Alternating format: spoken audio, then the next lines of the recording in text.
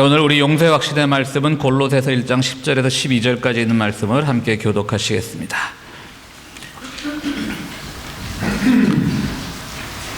여러분이 주님께 합당하게 살아감으로써 모든 일에서 그분을 기쁘게 해드리고 모든 선한 일에서 열매를 맺고 하나님을 점점 더 알고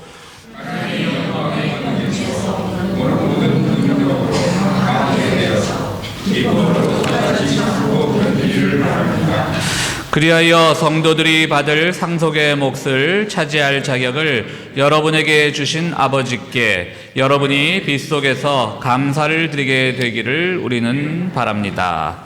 아멘. 네, 설교를 위한 구원의 말씀 유영실 집사님께서 봉독해 주시겠습니다.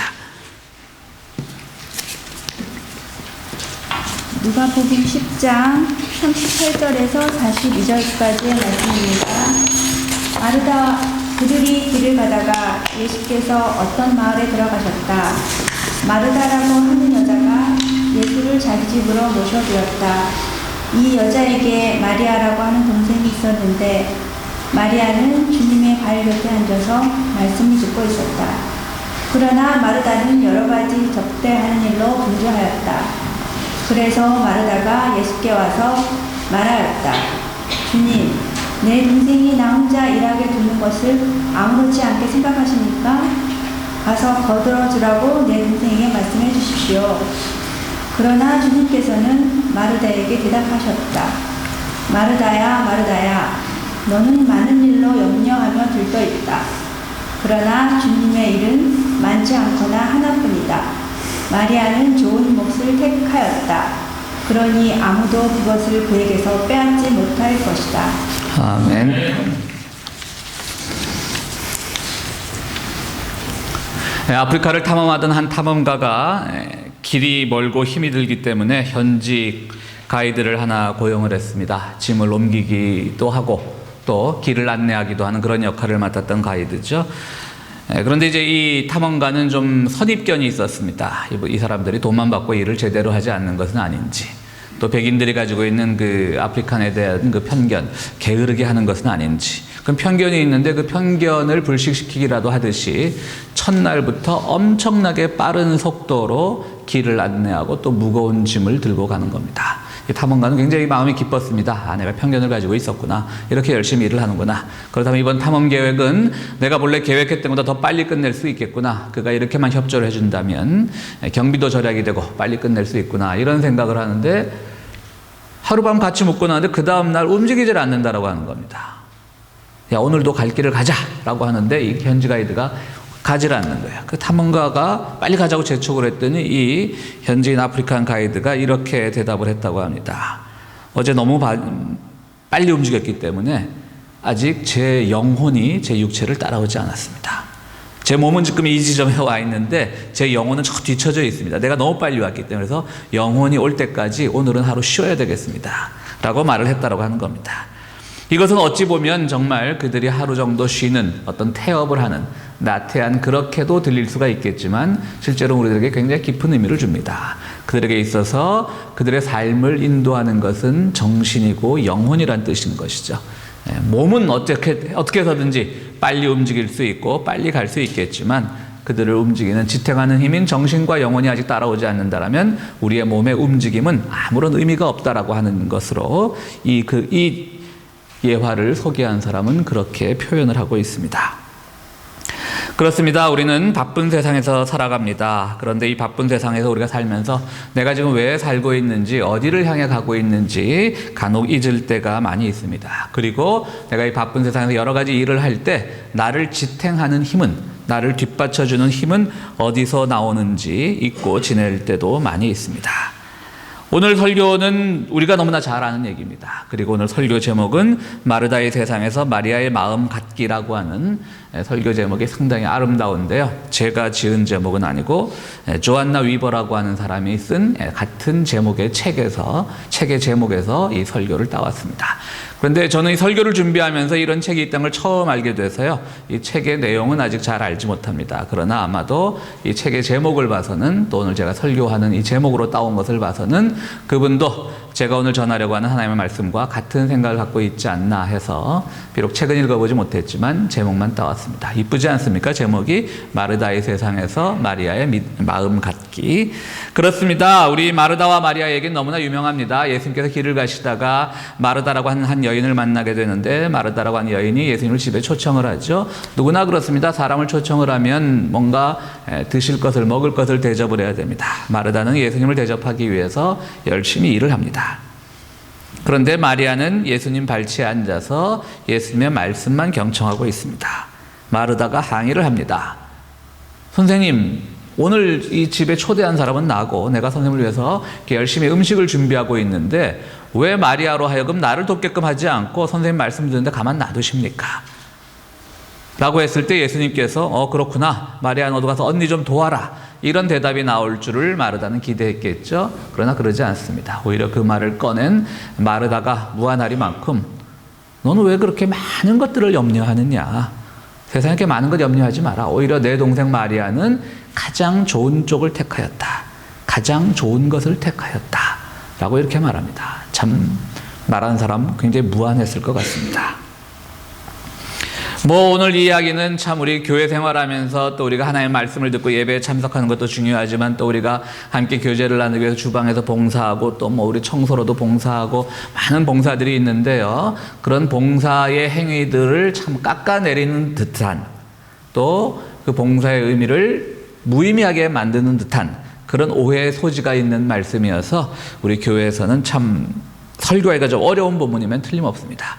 교회라는 조직이 돌아가기 위해서는 예배를 드리면서 설교를 듣고 말씀을 나누는 것도 물론 중요하지만 사실은 그 뒤에 보이지 않는 많은 봉사의 손길들이 있는데 이 봉사가 이렇게 주님 앞에 무한을 당할 것이라면 누가 이렇게 나서서 봉사를 하겠는가? 참 그렇죠. 사실 그렇지 않습니까? 여러분들 그 교회에서 누가 가끔 이 예배에 빠지거나 그러면 별로 그렇게 그 사람에 대해서 우리가 잘못 얘기하거나 그렇게 잘 하지 않아요. 무슨 일이 있어서 예배에 빠졌겠거니 하지만 누가 같이 다 봉사할 때, 교회를 봉사할 때 누군가가 빠져 있으면 당장 눈에 띄니까 그게, 그죠? 그럼 늘 소위 말하는 밉상 소리도 듣게 되고 그런 일들이 있게 되는 것이죠. 어떻게 보면 우리가 살아가는데 당연한 현실일 수도 있습니다. 오늘 이 마르다와 마리아의 이런 약간 묘한 관계, 그야말로 말씀을 듣는 것이 중요하느냐 봉사를 하는 것이 중요하느냐, 참 어려운 건데요. 이런 일화에는 여러 가지 얘기들이 또 뒤따르고 있습니다. 두 가지 상반된 이야기가 있는데, 하나는 초대교회에서요, 이 말씀을 잘못 받아들여가지고 복음을 전하던 전도자들에게 음식을 대접하지 않는 것이 예수님의 뜻이라고 하는 초대교회의 전통들이 있었습니다. 예수님은 음식을 먹는 것을 원치 않는다, 말씀 듣는 것만 좋아한다. 초대교회 전도자들이 얼마나 배고팠겠습니까? 그죠? 교통편도 없는데 걸어 몇십 리를 걸어서 정말 며칠을 그냥 사막에서 잠을 자면서 어느 마을에 찾아갔는데 밥 안 줬을 때 얼마나 섭섭했겠습니까? 그러니까 그들도 초대교회 이 전도자들에게 식사를 대접하지 않았던 전통으로 받아들인 사람들도 이 본문은 잘못 이해한 걸 겁니다. 반면에 이런 전설도 있습니다. 역사적으로 문헌적으로 진실이라고는 할 수 없겠지만 교회에 내려오는 전설 가운데 하나인데요.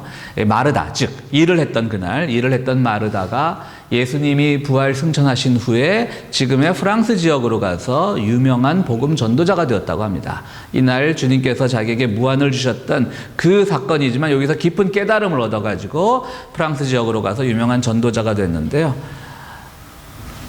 이 강 이쪽 편에서 이 마르다가 설교를 하고 있는데 강 저쪽 편에 있던 청년이 그 마르다가 설교가 너무 은혜롭다는 소문이 나갔고 마르다의 설교를 듣기 위해서 강을 헤엄쳐 건너오다 그만 익사하고 말았습니다.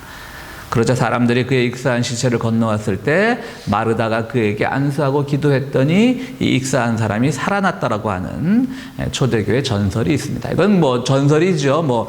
사실인지 아닌지 우리가 알 수가 없습니다만은 분명한 것은 그런 전설이 내려올 땐 전설의 의미가 있는 것이죠. 오늘 본문에서는 마르다가 마치 마리아에게 뒤처져 있는 존재로, 주님 앞에서 굉장히 혼날 만한 일을 한 존재로 그려지고 있지만 실제로 초대교회 전통에서는 마르다가 그만큼 위상이 높았다라고 하는 것이죠. 사람을 살릴 만한 영적인 능력이 있었다라고 하는 것이 초대교회 사람들의 생각인 거죠. 이처럼 마르다와 마리아의 이야기는 어렵습니다. 한편으로는 초대교회에서 전도자들에게 음식을 대접하지 않는 전통으로 남았는가 하면 또 한쪽 전통에서는 마르다야말로 정말 죽은 사람도 살릴 수 있는 그런 신비한 능력을 가진 사람으로 이렇게 인식이 되고 있던 것입니다. 분명한 것은 오늘 우리는 단순히 주님께서 어떤 봉사의 행위, 마르다가 보여주었던 그런 열심의 행위를 탓하는 것은 아니라고 하는 것입니다. 분명한 것은 주님께서는 이 사건을 통해서 우리들에게 전해주고 싶은 말씀이 따로 있었다라고 하는 것이지요. 분명히 마르다가 무한은 당한 것은 맞습니다. 얼마나 창피했겠어요. 열심히 일하고 있는데 예배나 잘 드려 이거거든요. 오늘 제가 이만큼 교회에서 봉사했는데 그런 거 필요 없이 뭐 설교나 잘 들어, 성경 공부나 열심히 해, 뭐 이런 식의 약간 무한당한 걸 수도 있죠. 그러나 여러분들 그 잘 아는 수로보니게 여인이 있지 않습니까?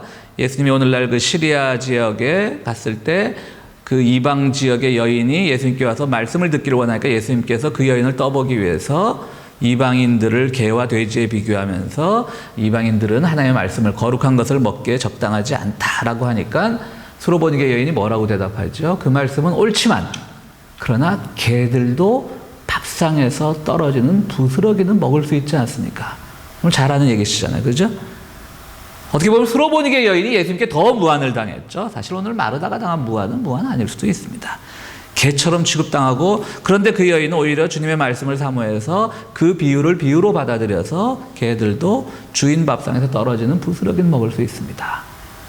라고 하는 그 수로보니게 여인과 예수님의 대화를 생각한다면 마르다는 분명히 그렇게 창피를 당한 상황은 아니라고도 할 수가 있습니다. 그럼 오늘 우리는 첫 번째로 이 마르다와 마리아에 대해서 주시는 하나님의 예수님의 메시지가 무엇인가를 생각해 볼 때요. 첫 번째 메시지는 우리가 세상을 살아가면서 무엇에 대해서 몰두할 것인가를 생각해 보라고 우리에게 가르침을 주고 계십니다. 과연 우리가 전적으로 헌신해야 되고 전적으로 몰두해야 될 것이 무엇인가를 가르쳐주고 계신 것이죠. 우리는 일에 빠진 사람들을 워커홀릭이라고 하지 않습니까? 열심히 일합니다. 이 경쟁사에서 남보다 열심히 일해서 더 많은 부를 축적하고 그 행위 자체를 누구도 비난할 수 없습니다. 그래서 그렇게 성공한 사람들은 또 젊은 사람들 앞에 우리 예전에 이명박 씨가 그랬듯이 내가 해봐서 아는데 왜 니들은 안 하느냐 이런 식으로 하면서 굉장히 자기의 열심히 일했던 걸 강조를 하죠. 분명히 열심히는 좋은 겁니다. 우리가 열심을 탓할 수 없죠. 그 열심히 일했던 사람들의 눈에는 조금 뒤처지고 조금 가난하게 살면 다 무능력해 보이는 사람으로 보이죠. 그러면 한 번 더 우리가 깊이 들어가 생각을 해보면요. 그분들이 열심히 일했던 것은 분명히 성실한 것이고 존경받을 만한 일일지 몰라도 무엇을 위해서 열심히 일했냐는 것이죠. 결국은 그들의 부를 축적하고 그들이 나서 잘 봐, 나만큼 알면 너희들도 부자 될 수 있어. 이거를 강조하는 것 말고는 그것이 어떤 공익적인 의미, 어떤 이웃을 위한 의미를 가지냐는 것이죠. 이것이 성실이라고 하는 의미가 주는 함정인 겁니다. 누구나 나태해지지 않고 누구나 열심히 살아야 되는 겁니다. 누구나 땀 흘려 살아야 되는 것이고요. 주님께서도 그 땀 흘려 사는 자들에 대한 보답을 분명히 해주실 것이지만 왜 그것을 하고 있는지 내가 무엇 때문에 그렇게 달려가고 있는지를 생각하지 않는 것이죠. 오로지 성취만을 위해서 달려간다라고 하는 것은 결코 옳은 것이 아니죠. 분명히 마르다는 훌륭한 일을 했습니다. 주님을 모셔다가 그 주님이 얼마나 배고팠겠습니까? 대접을 하는 것 좋은 일입니다. 그 자체는 탓할 일이 전혀 아닌데 무엇을 위해 하느냐, 그 마음이 어디에 가 있었냐면 정말 이 배고픈 일을 위해서 내가 봉사하고 이분이 더 하나님의 나라의 진리를 더 잘 전달할 수 있도록 그분에게 어떤 영향을 공급하고 이것이 그녀의 목표가 아니라 나는 그 사람을 대접했다. 나는 하나님의 아들을 대접했다. 나는 그를 위해 희생을 했다라고 하는 것을 과시하고 싶었던 것이죠. 결과가 우선이었던 겁니다. 성취가 우선이었던 겁니다. 그런데 가만 보니까 자기 동생은 쉬고 있는 것처럼 보이거든요. 그럼 우리가 정말 진실한 믿음의 사람이라면 그래, 나는 그래도 솔직히 말해서 나는 말씀을 듣는 것보다 난 일하는 게 좋아 라고 하면 일을 하면서 나 대신 동생이라도 듣고 그 말씀을 나중에 내가 동생한테 한번 들어야지 이런 식으로 얼마든지 생각할 수 있고요. 나의 희생을 통해서 동생이라도 하나님의 말씀에 더 깊이 갈 수 있다면 좋은 것이라고 생각을 해야 되는 것인데 그렇게 되지 않는 것이죠. 왜 쟤는 일 안 하는데 나만 일해야 되죠?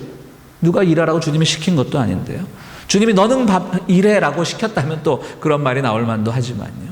이게 무엇에 대한 열정인가, 무엇에 대한 몰두인가, 무엇에 대한 정열인가, 그것이 매우 중요하다고 하는 겁니다. 마르다는 그 마음이 정말 주님을 섬기는 마음보다는 자기를 내세우고 싶었던 마음이 많았던 겁니다. 정말 그 열정 속에 의미를 갖지 못한다면 그것은 다른 길로 빠지기가 쉽습니다. 좋은 일을, 분명히 마르다는 좋은 일을 했지만 그 열정의 목표가 잘못되었을 때 그녀의 마음까지도 의심을 받게 되었던 것입니다. 세상에 정의로운 일을 하다가 막판에 가서 변절하는 사람들이 얼마나 많이 있습니까? 그들이 했던 정의로운 일들은 참 훌륭한 것이었지만, 그러나 그들의 그 마음 깊이 있는 영혼의 뒤따름, 영혼이 그들의 삶을 인도해야 된다는 것, 정신이 인도해야 된다는 것에 대한 자각이 없었을 때 그들은 변절하게 되고 마는 것입니다. 오늘 우리 지지난주에 마라톤 뛰었던 우리 장기병 씨 오늘 교회 안 온 것 같은데, 우리 장기병 교우가 마라톤을 나갔었는데요. 그 마라톤, 우리 이내훈 교우님도 마라톤 나가보셔서 아시겠지만, 이제 처음에는 선수급들, 그야말로 막 세계 기록도 세우고 이래서 선수급들이 뛰고, 이제 그 다음에 이제 아마추어 마라토너들이 뜁니다. 저는 그걸 보면서 늘 신기했어요. 그 수천 명이 뛰는데 다 일렬로 서서 동일하게 출발할 수는 없는 거잖아요. 그 기록이 어떻게 되는 건가 했더니 그 몰라서 하는 얘기였더라고요. 이 출전을 하면 그 칩을 하나씩 줘가지고요, 그 칩이 중간중간에 시간을 다 재는 겁니다. 그러니까 내가 좀 오히려 골인 지점에 어떤 A라는 사람이 B라는 사람보다 늦게 들어가는 경우가 있다 할지라도 그 사람이 먼저 떠나서 늦게 들어간 경우이지, 중간중간 기록을 그 포인트마다 칩이 자동으로 계측을 해서 A라는 선수는 5km 지점을 얼마 만에 통과했고 골인 지점을 얼마 만에 통과해서, 그러니까 진짜 선수급들 말고 일반 선수들은, 아마추어 마라토너들은 골인 지점에 누가 빨리 들어가냐 보다는 그 칩이 나중에 다 계산을 해주는 것이죠. 그래서 이 사람은 몇 등을 했고. 근데 그 중에서도요, 그러니까 이 전문 선수들 말고 거기서 지름길로 가는 사람들이 있답니다. 그러니까 중간 기록이 빠져버린 거예요. 근데 그건 선수들이 아니까 다, 이내훈 교우님 그런 경우 들어보셨어요? 전문 마라토너들이고 내가 큰일 나는 거죠. 그거 선수 자격 박탈당하니까. 일반 마라토너들, 아마추어들은 그냥 자기 건강을 위해서 또 동호회들끼리 또 친교를 위해서 하는 거죠. 그렇기 때문에 수만 명 출전자들이 중간 기록 없는 거를 주최 측에서 다 부정 선수로 잡아야 내겠습니까? 관심 받기죠. 출전비 받아서 챙겼으면 된 거고요, 주최 측에서는. 근데 그 기록이, 중간 기록이 삭제된 사람들이 있대요. 그 말을 듣고, 이게 정말 금메달 따려고 나가는 것도 아니고, 그럼 더더욱 안 되겠지만, 개인의 취미를 위해 나가고 개인의 건강을 위해서 나가는데, 거기서도 어떤 성취, 목적, 이런 거겠죠. 내가 마라톤 3년 뛰어봤는데 우리 마라톤 클럽에 들어온 지 얼마 안 되는 친구가 빨리 뛰는 것 같으면 괜히 뭔가 밀리는 것 같고 이래가지고 중간에 새치기를 한다는 거예요. 참 우리가 언제까지 이렇게 성취욕, 결과에 집착하는 삶을 살고 있는가. 그래서 그것이 괜히 나온 거겠습니까? 우리들의 삶에서도 다 표출이 되는 것이죠. 뭔가를 하는 것에만 우리가 중심을 가지다 보면, 뭔가를 이루려는 것만 강조하다 보면 우리의 영혼은 참 피폐해지기가 쉬운 겁니다.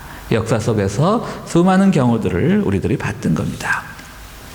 분명한 건 우리는 믿음 생활하면서 정말 기독교인들이 말만 앞세운다, 그냥 아무것도 안 한다, 이런 비판에 너무 직면해 있다 보니까요, 우리는 실천과 또 봉사에 대해서 열심을 내는 것은 당연합니다. 우리는 여전히 봉사하고 실천을 하고 이웃을 사랑하고 뒤처진 자를 도우며 살아가야 하지만요, 그것 자체가 목표가 되었을 때 우리의 영혼은 마르다처럼 되고 마는 겁니다. 주님은 지금 마르다에게 말씀하신 것은 바로 그겁니다. 너의 희생이, 너의 봉사가 가치 없다는 것이 아니라 그것이 지금 이루고자 하는 것이 무엇이냐. 너는 결국 그것이 다른 이에 대한 미움으로 나타나지 않았느냐. 그렇다는 것은 안 하는 만 못하다는 거죠. 말씀을 듣는 것이 더 낫다라고 하는 것이죠. 여러분, 성경에서 가장 아름다운 예화가 뭡니까? 주님께서 비유로 말씀하신 선한 사마리아 사람의 비유입니다. 길을 가다가 모든 사람들에게 미움받던 그 사마리아 민족의 사람이 길거리에 강도 만난 사람을 도와줍니다. 이스라엘 종교의 지도자급인 제사장들도 서기관들도 다 그냥 모른 척하고 지나가지만 오히려 홀대받고 냉대받던 선한 사마리아 사람이 강도 만난 사람을 도와주고 그를 여인숙까지 데려다 줍니다. 얼마나 아름다운 예화입니까? 그래서 우리는 늘 선한 사마리아서처럼 살려고 하는 것이 기독교인의 실천의 목표입니다. 그런데 여러분, 성경의 사건들도요, 때로는 시간적인 배치도 있지만요, 신학적인 배치도 많습니다. 오늘의 본문은 바로 선한 사마리아 사람의 비유, 바로 뒤에 나오는 얘기입니다. 초대교회 성경의 편집자들은 저는 분명히 이런 점을 고려했을 거라고 생각을 합니다. 선한 사마리아의 비유, 정말 우리 크리스찬들이 보여줘야 될 실천의 대표적인 거 아닙니까? 정말 우리는 돕고 상대방이 원수를 할지라도 우리는 사랑해야 되고 도와야 되는 것이 우리 기독교인이 가져야 될 실천의 가장 아름다운 모습인데, 바로 그 뒤에 때로는 실천이 잘못된 방향으로 나가면 안 된다라고 하는 것을 누가복음의 이 편집자는 배열을 하고 있는 거죠. 그 아름다운 비유 뒤에 정말 실천의 최고의 모습을 가진, 아름다운 모습을 가진 그 선한 사마리아 사람 비유 뒤에 오히려 실천이 잘못된 방향으로 나가면 이렇게 될 수도 있다라고 하는 것을 배치해서 우리의 신앙이 굉장히 균형을 가질 수 있도록 인도하고 있는 거예요. 저는 이게 참, 그래서 이 바로 사마리아 사람 비유 뒤에 있다는 것이 매우 의미가 있다고 생각을 합니다. 그렇습니다. 우리는 세상을 살면서 실천하고 돕고 사랑하며 살아야 되지만요, 그것이 그 자체로만 목표가 될 때, 즉 마리아적 영성을 갖지 못할 때 그것은 잘못된 길로 가기가 쉽다라고 하는 겁니다. 바로 그런 점에서 두 번째로 오늘 우리가 마리아를 통해서 배울 수 있는 사실은요, 마리아는 바로 그 순간 예수님과 예수님에 대한 생각과 그가 무엇 때문에 살아야 되는지 삶의 의미에 대한 몰두를 했던 것입니다. 일에 대한 몰두 정렬이 아니라 무엇이 삶의 의미고 무엇이 초월적인 의미인 건지 예수님의 관심을 배우고 예수님의 방향성을 배웠던 것입니다.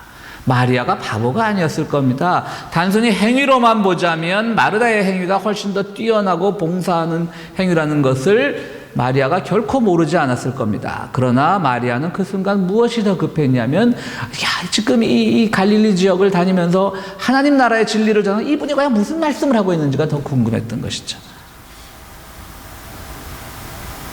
그분의 배고픔도 생각하지 않고 그런 생각을 했던 겁니다. 우리 세상을 살아가면서 정말 많은 것들에 노출이 되기가 쉬운데요, 그 노출된 세상 속에서 우리는 나 자신을 드러내기 위해서 때로는 가면을 쓰고 살아갑니다. 유명한 심리학자인 그 융은 페르조나라는 말을 씁니다. 가면이라고 하는 말인데요, 우리가 상대방과 어떤 거래나 계약을 하거나 만남을 하기 위해서 우리는 늘 페르조나라고 하는 가면을 쓰고 있다고 하는 겁니다. 그래서 자기의 영혼을 숨긴다라고 하는 것이죠. 뭐냐면, 그렇지 않습니까? 우리가 솔직히 말해서 우리가 교회 올 때 쓰는 이 페르조나와 우리가 일상에서 하는 페르조나는 다르거든요. 그렇기 때문에 사실 우리가 욕을 먹는 건데, 저도 마찬가지일 겁니다. 아마 가장 많은 페르조나를 가지고 있는 직업이 목사가 아닐까 생각도 해봅니다. 다양한 사람들의 사람을 만나면서, 종류의 사람들을 만나면서, 교인들을 만날 때 제가 쓰는 페르조나와 또 내 친구들을 만날 때 쓰는 페르조나와 가족을 만날 때 쓰는 페르조나는 다를 겁니다. 그런 점에서 어쩌면 목회자들이 그래서 욕을 먹는 건지도 모르겠습니다. 진실성이 없어. 우리 항상 페르조나, 이 교인들에게 보여주는 모습을 보여줘야 되니까요. 근데 우리들도 마찬가지죠. 너무나 세상의 일에 몰두하기 위해서 우리는 자꾸 페르조나만을 강조하다 보면 이 페르조나가 곧 자신인 것처럼, 잠시 내가 그와 대화하기 위해서, 그와 거래하기 위해서 잠시 내 얼굴에 뭔가를 아버지로서 또는 친구로서, 벗으로서, 목사로서, 장로로서, 교인으로서, 또 친구 중에서도 정말 허물없는 친구로서 그냥 친구인지 아닌지도 모르는 사람을 만날 때 우리는 다양한 가면을 쓰는데, 그럴 수밖에 없다선 치더라도 어찌 보면 그것을 쓰다가 너무 쓰다 보니까 그것과 자신의 깊은 내면의 관계를 혼동을 해버린다라고 하는 것이죠. 깊이 있는 생각을 하지 않는다라고 하는 겁니다. 마리아는 오늘 이렇게 얘기하는 겁니다. 페르조나를 벗어라. 그리고 정말 마음속 깊이 있는 그 영혼의 울림의 귀를 기울이라고 하는 것입니다. 분명히 좋은 일을 해야 되고 선한 일을 해야 되고 정의로운 일을 해야 되지만 우리는 그 페르소나 속에서 혹시 주님께서 주신 가장 깊은 의미, 삶의 의미가 무엇이고 삶의 방향이 무엇이고 정말 하나님께서 오늘 이 땅에서 우리에게 무엇을 하기를 원하시는지에 대해서 놓치지는 말아야 된다고 하는 것이죠. 오늘 이 두 자매의 이야기를 통해서 우리는 그것을 배울 수가 있는 겁니다. 시편 131편에서 다윗은 참 아름다운 시편을 얘기하고 있습니다. 다윗만큼 뛰어났던 활동가가 어디 있습니까? 그는 하나님의 말씀을 실천하기 위해서 또 하나님의 뜻에 가장 충직했던 왕으로서 이스라엘을 크게 키웠던 아주 훌륭한 왕입니다. 그런데 그는 딱 3절밖에 안 되는 시편 131편에서 이렇게 아름답게 노래합니다. 한번 같이 보시겠습니다. 시편 131편 1절, 1절에 3절. 우리 같이 한번 다 보이시죠? 한번 같이 읽겠습니다.